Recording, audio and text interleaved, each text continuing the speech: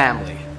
Like, outside of school, I don't think I can have a circle as tight as the ones I have with these guys and some of the boys in mock trial, but family.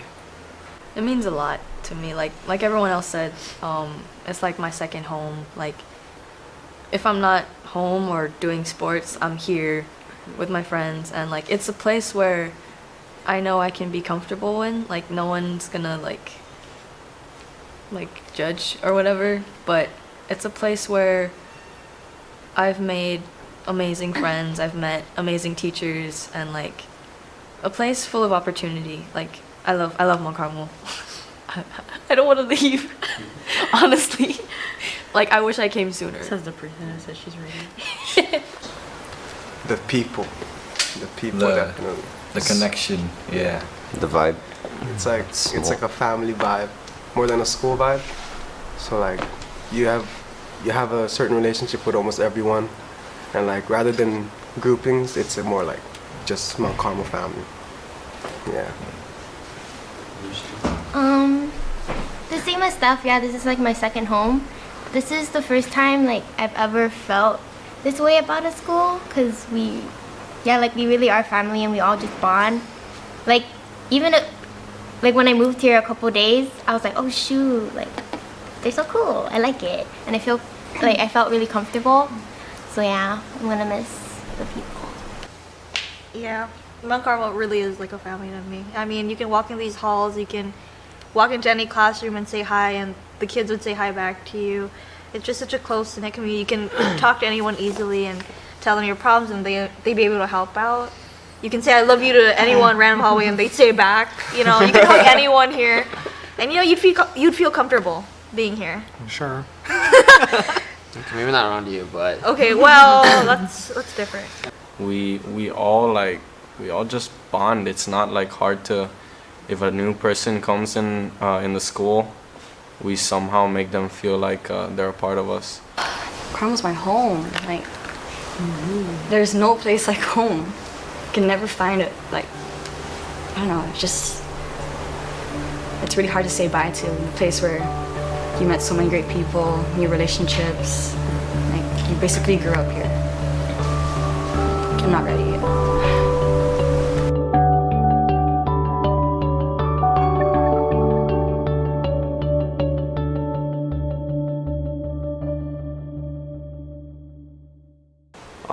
I was walking with, I think, you, and we're just walking across the field, and I see Jacody running from like the high school building super fast, and then you know how there was a ditch right before they put the cone, whatever. He was running, and then he tripped and he tumbled like 4 times, and then he got back up and ran even faster. And I swear I couldn't stop dying when And of course, did you help him? No, I was like far from him. No, like no, I didn't like. He fell and he just got back up by himself and ran away. I don't know, it was funny. Ladies, why do they call you the tardy ladies? Nobody calls us that. We call ourselves that. You call yourselves that? Why do you call yourselves that? It's literally in the name. Because last year Miss Butterfloor always said that to us. Like, and it would always be us like, when we walk in, girls tardy, or you know, like in that way she told us. Oh, girls tardy. So Yeah, you girls just tardy. embraced it, right? So why are you always tardy? We just want to be tardy. I don't know. You just want to be tardy? Sometimes I just chill in my car and wait till So you're here on time, No, you just no. don't want to go to class. Comment. I'd say where I lost a Counter-Strike game to my friend Miller, who actually transferred to Southern. And it was in Mr. Camacho's class. And there was a banana that he gave us, Mr. Camacho. And I took the banana, and because I lost, I started hitting him with it. And it was all over his uniform. This was in 7th grade. And then he took the other banana and he hit me with it. And then we came out both smelling and looking like banana. Yeah. They used to trick me because they would throw food on the ground, pick it up and offer it to me. Okay, but it was only a gummy bear. And I didn't throw it on the ground, Carlene. Kind of thing. The funniest thing I remember was setting up for a shaved ice fundraiser for theater club for snow cones for Snow Queen, and we were looking for straws, and we sent Jacob out to look for straws, and he's like, he couldn't hear us well, so he's like, what am I gonna get, the straws? The straws. And then you have Nesta there. She also has a speech impediment. She can't say the word dog. She's like, where's the dog? So it's Jacob with his straws and Nesta, our old classmate, with the dog. Okay. I think there's a lot. Shannon thought the bishop was the pope. It was us. And we were sitting in the car, and she was like, "Oh yeah, I really love the bishop's puppy." No, the Pope's puppy, the Pope's puppy. And I was like, "The Pope? You met the Pope?" Yeah, I looked at her like she's like- stupid. I was like, yeah, he lives right there. The freaking Pope. And she's like, it's called Bishop, you dumbass. Okay, so in 8th grade, Sensei was teaching. It was one of the math classes, but we used to always fool around in the back. Like Sensei used to always get mad at us. But there was this one day where Miller went to the restroom, and then we were just fooling around in the back. And then Miller came back, and in his hand was like a school lunch. He's like, guys, you wouldn't believe what I found in the trash can in the bathroom. A free lunch. Well, I'm just gonna add on to Brianna's story because of that lunch. So what happened after the bell rang? Miller left the lunch like outside on the floor. It was just next to the door, and then we had theater club right after that. I'm in theater, like, just chilling, just doing my thing. Dominic comes in. Dominic Travilla comes in, and he's holding a lunch, and I'm just like, Dominic, where'd you get that? And then he said, oh, I found it outside, and he's eating it. I'm like, I remember this. And then I'm just like, Dominic, please don't tell me you didn't get that one of your senseis, right? And he's like, yeah, I got it in senseis. I said, Dominic, that's from the trash. And he spat everything out and started vomiting. So stupid. Oh my gosh. Yeah. All these things happening.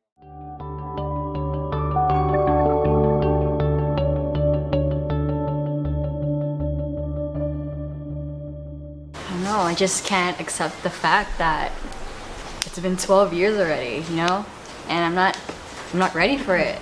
Like, sometimes when I'm by myself, I just think about it and I start crying. Like, that's how much I'm not ready to graduate, to like leave everyone.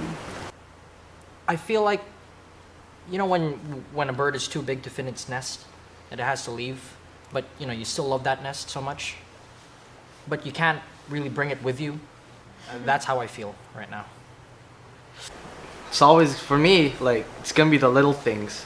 Like, in 7th or 8th grade, we used to play on the stairs over there, so I'll miss the stairs. I'm gonna miss the lame lunches we would always make fun of, but despite that, we made it the most out of it, right?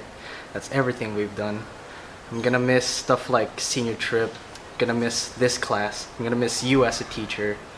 There's a lot, but I like to think of it as I miss a lot of the little things. It's really surreal, and I'm kind of scared and sad because we've been here for like 12 years, and Ling Ling's been here too. For as long as it counts. But it's like we're leaving what was every day for us, basically. Like, especially me and Zeno. We were here like the latest into like the night because of theater club and stuff. I'm just gonna miss, like I said earlier, my classmates and everything. How we always see each other every day, every morning, make plans, after school, whatever. Most especially, I'm gonna miss Mr. G because I know for sure I'm not gonna find another great instructor as himself for teaching me great things. Why do we read? Not alone, all this other stuff. Giving us great lessons about happiness and. Yeah, I think everyone's gonna say the people. I'm gonna miss, like, it's gonna be weird going into college and not seeing the familiar faces anymore, even though all my friends are staying here. But yeah, I'm gonna miss everyone that's going off island because, like, I'm used to everyone seeing like them for 12 years, like Carlene, I'm used to seeing you, and it's like, cry. But yeah, that's it. Yeah, like what everyone said, I'm definitely gonna miss the people, the teachers, Miss Connie. She makes me laugh. Well, yeah, the people, like my friends, my classmates, like not just my classmates in general, but like every student here, like I'm close with literally every grade level because teacher aide and everything, and like seeing the little kids play outside and like seeing the boys play basketball, seeing the girls like talk on the side. It's just seeing familiar faces and like being comfortable at a place that I can call home is what I'm gonna miss the most. I'm gonna miss like really cool moments, like when you're backstage in theater and it's like 5 minutes before the show and you're rushing to try and memorize your lines like right before it starts, and moments like when you're trying to sneak Tony into the faculty lounge kitchen so he can make coffee with like Miss Manning's cup. Which didn't happen. No. Didn't happen. What are you It talking didn't about? happen, No. We bought him a cup. Yeah, we finally bought him a cup. Or she did. Yeah, I finally bought him. And then like just the fact that I'm never gonna get the opportunity again probably in my life to grow up or like mature with a group of people that have also matured beside you. Yeah, that's really special to me. What I'm gonna miss the most is being able, like, I don't see this in much schools, but I feel like we could come together with any grade level and you could just connect in a way for something you're very passionate about. And I think I'm gonna miss that because, you know, going out into the world is like, people just judge you and everything, and they're like, oh, who are you to say this or do that? So Mount Carmel is a place where I think I'm just gonna miss like being accepted in everything and what you love to do. And I'm gonna miss especially my class. So I'm just gonna miss Mount Carmel, period. What I'm gonna miss the most is like those homeroom moments that we have, like when we're all just in advisory, like not separate, we're all in one room and everyone is just doing their own thing, and that's our like natural state. Like the boys, Miles is usually rapping something stupid and then the boys are laughing, and then Jan is usually doing something to make Carlene laugh or vice versa, you know, stuff like that. Like those moments are so rare, and I just love those. Like, yeah, those are my favorite. So Jackie, for you and for your class, where does that strength come from?